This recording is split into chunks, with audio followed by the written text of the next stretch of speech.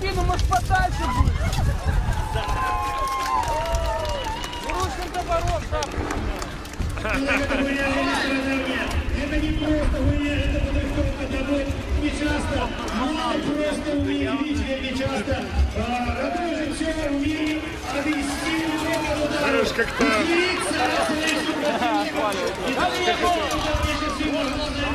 И некалькі десятків увешників, які відправилися і повышали свой професійний кавалерійський уровень. І ми називаємо эту гулю, яка відбувається на наших очах, і абсолютно непредсказально відбувається.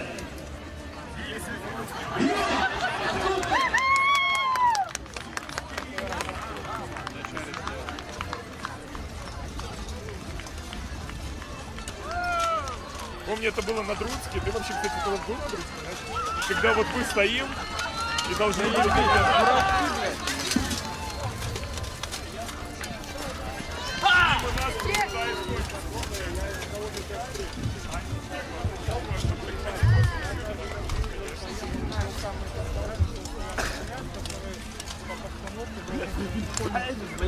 Затопнуться.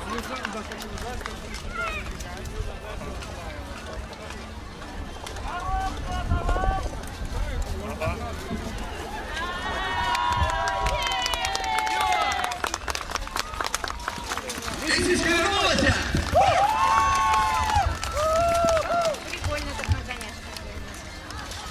Знаешь, как Я не есть, нашла ребята, твой пояс. Слава! Слав!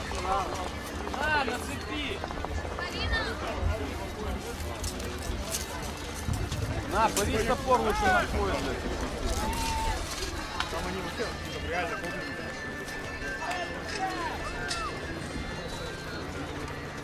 Шановне панство, зверніть увагу, лічити одну з головних нагрузів сакральної кавалерії від сучасного колонного спорту.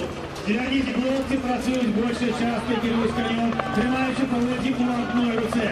У моїй бугарка потрібна для тримання зброї, вольній лисичку, другая рука потрібна схватити лисичку. І таким чином професійний уровень кавалериста Вечника повинен бути принципово вищий. Лисичка двоечек прошла по людям, гульня скончивается.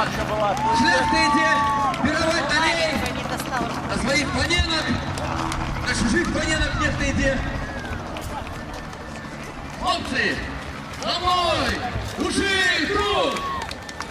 Панство, ну давайте скажем дякую гэтым чудовым хлопцам. Давайте скажем дякую их чудовым коникам, які працягваюць славу, кавалерійську, храбрую славу нашей славі землі. Алло! Перед вами выступал полностью зарышлый клуб «Золотая школа».